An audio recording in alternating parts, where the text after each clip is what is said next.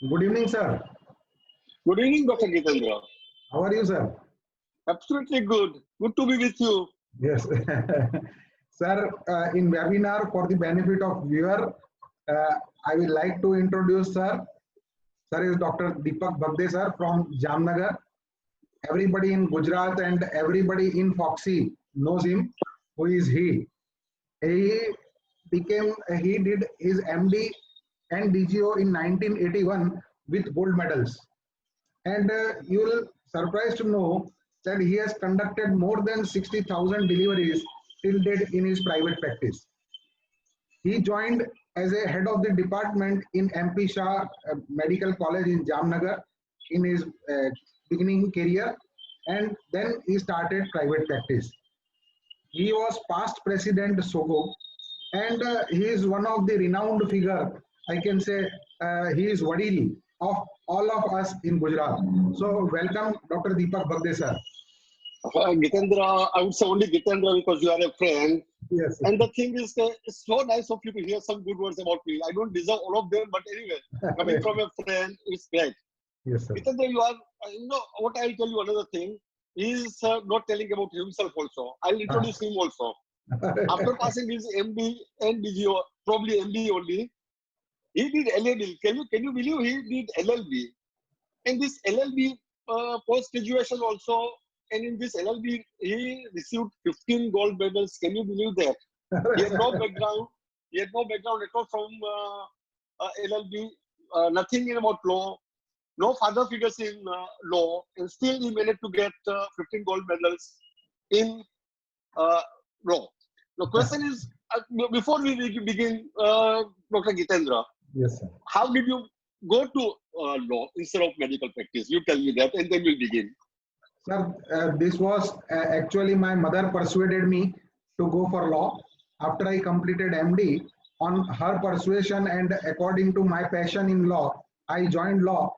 And PCPNDT, I will always give credit to PCPNDT that after 2005, the law which I had completed in year 2000 came into picture after 2005 when our colleagues were in problem under action taken under PCPNDT Act. So my journey of legal counselor started from 2005 when I started helping my friends. So Great, Gitendra, you have done a wonderful job. Okay, Gitendra, this was a case shared by my colleague about a few years back. yes, sir. This is always in my mind. A death in operation table. Okay, sir. This clinical situation was such, this patient was diabetic, and the sonography showed a baby about 4.7 kilos. Being diabetic, the patient was taken for a planned cesarean section under spinal anesthesia with the expected weight of 4.7 kilos. Yes. The cesarean went quite well. Baby delivered quite healthy, male baby. Unfortunately, there were quite a lot of tears on the left side. The incision got extended on the left side. Yes. And there a big hematoma started forming. Okay. My colleague, what had he had done, he had kept the BT ready because he was sure, I mean, not very sure, but he thought, okay, let me keep BT ready because being a big baby, there can be any problem with diabetes, the uterus may not contract. So Right, a BT was kept ready. Right, sir. He also called a colleague immediately as soon as the broad ligament started forming. Okay. Okay, they carried on, ligated the uterines.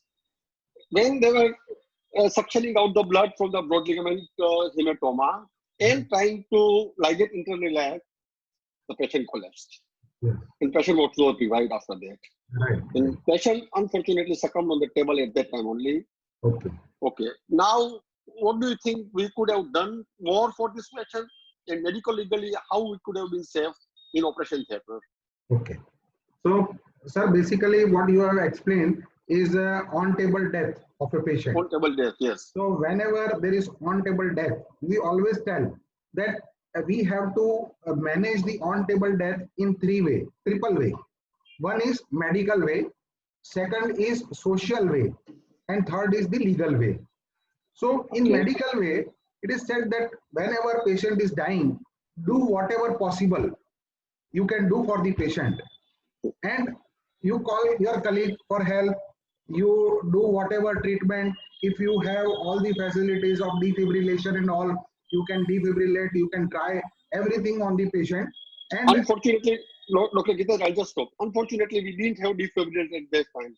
You think a defib is a must for autism nowadays? nowadays, sir, it is mandatory to keep defibrillator in a hospital, in operation theatre. Okay, And there's something new for me. yeah, and the main thing is that first principle is don't panic.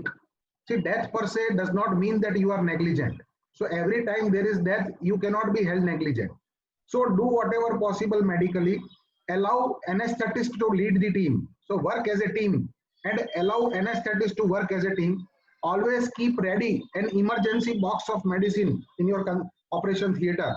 And you should have a set protocol to treat such patients ready, and it should be displayed somewhere in the operation theater so that in emergency you can follow that protocol easily.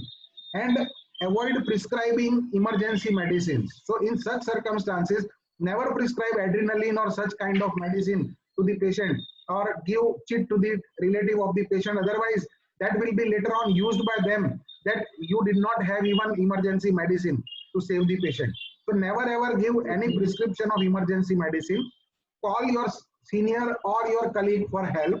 That is always better, because whenever something is to be proved later on in the court of law, if two gynecologists will tell the same thing, then it will be believed more authentically. Then after help, you can predict that there may be some mob violence like of thing. So if you have any rush team in your area, then you can call them also and call your colleagues to come for help in that time. After that, most important is the communication. See, in such circumstances, whenever a patient is dead on table, your staff will tell something, your assistant doctor will tell something else, and if you will explain something else, if there is discrepancy in explanation, that will create problem for you. So it is always advisable, whenever there is death in operation table, you should have a short meeting with everybody who is there present in the hospital, and you should communicate them that what should be told outside operation theater to the relatives, so that everybody will speak the same thing, and that will be more believable. After that, you should call colleague, these relatives of the patient in your consulting room, and you should explain, communicate them.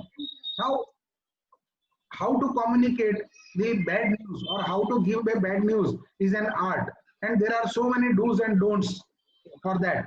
So we do not go into detail, but sympathetically, after sitting on your chair, you should explain everything nicely to the relatives with eye to eye contact, and allow them to ask questions, and calmly you should give the answers of their question. You can take help of your colleague in explaining. If you can call, if the patient is referred by some private practitioner, then it is always better to call that family physician or private practitioner at that moment, so that he will be helpful. If any social worker is there, then you can call social worker also. And if you want to take help of some politician who has a good image in the society, you can also take help of that politician. So after communicating the bad news, actually you should deal with the legal part. Now in legal part, you always apprehend that whenever something bad happens, some complication or death occurs on table, nobody is ready to accept immediately. So it is never palatable. So always apprehend that you are going to be sued somewhere, either in civil court or in criminal court, or can be filed against you. So for that, you have to complete your documentation immediately. So as early as possible, after this kind of incidents, it is advisable to go through all the documents, to write post of this operative note, and if any doctor is present or called, then you should take in writing his findings and his views on this case on paper, and he should sign with date and time properly. Now, after completing your documentation, you should go through again and again that whether there is any discrepancy in the documentation, and if it is so, it can be corrected at that moment. Now, after that, inform police. So whenever there is death on table, it is advisable that when death occurs in four wall, its burden of proof to prove the cause of death is on your head. in the court of law. So it is always advisable that you should not give cause of death if you are not sure. And write on paper that patient is declared dead and advise post-mortem cause of death cannot be ascertained or cannot be given with certainty, and advise post-mortem and police informed. So in this way you have to handle the situation. And if you have any apprehension that FIR will be lodged against you, then it is always advisable that you should keep one copy of Jacob Matthews versus State of Punjab decision in your hospital ready, so that you can show it to the police officer that, sir, you cannot file direct FIR without expert opinion, and you cannot arrest doctor in a routine manner. Okay. And last but not least, even if you apprehend that the police officer is going to file a case against you under 304, which is non-bailable, so in that circumstance, you should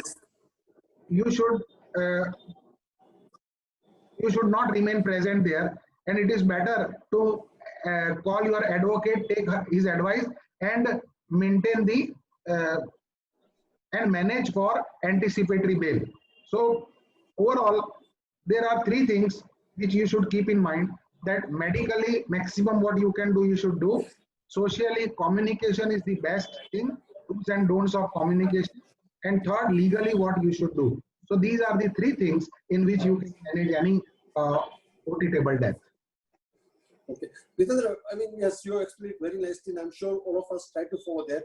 But most of the times, patients, relatives at that time said that we don't want postmortem. Yes. And especially in this case, we know the cause of death was a traumatic PPH. Yeah. So could we have avoided a postmortem in this? Yeah, sir. Basically, what I have said, that whenever death is in four wall, it will be your burden to prove the cause of death. So suppose if you give PPH, then the question will always come in court of law whether it was atonic PPH, whether it is traumatic PPH. So it will be very difficult for you to prove, and people will always raise hand that there were traumas, there were broad ligament injuries, and hematoma were there, but you tried to hide. So whenever the relatives ask that postmortem we do not want to undergo, it is always advisable not to succumb to their demands and inform police. Now, if police do not or police decide that postmortem is not required, then police may take decision. But you should always demand postmortem from the police and hand over the body to the police. Okay. Okay, Jitendra, I think we have covered quite a lot. I'm sure this will pass a great message, especially of DFAP, and a postmortem in a critical situation like this is a must. It's very well said by you. Unfortunately, we can't follow all these things, but I think we should all try to do it. Yes, sir. Jitendra, I don't know whether I can ask anything more, but I think we, for the moment. Yes, but sir. I'm sure we'll come back again. Sure, sir. But Thank you. for the viewers, I would like to say one thing. Look at the qualifications and look at what Jitendra has done, being a chairperson of Medical Legal Committee earlier. This year he is contesting for the post of Vice President. And I'm sure he has to win. It's not a question of whether he wins or not, but we all wish that he has to win because we need him. Jitendra, all the best for your Vice President's post and these seminars, what you have conducted, the webinars at the moment. The webinars, what you are conducting, in addition to the seminars, what you had conducted earlier, are really helpful. Your books, your earlier books, the consent books are all helpful to a practicing gynecologists. Keep up the good work and all the best for your contesting Vice President. Thank you, sir. Thank you. Thanks a lot, sir. Your blessings means a lot to me. Thank you, sir. Thanks Pleasure, sir. Pleasure, Dr. Jitendra.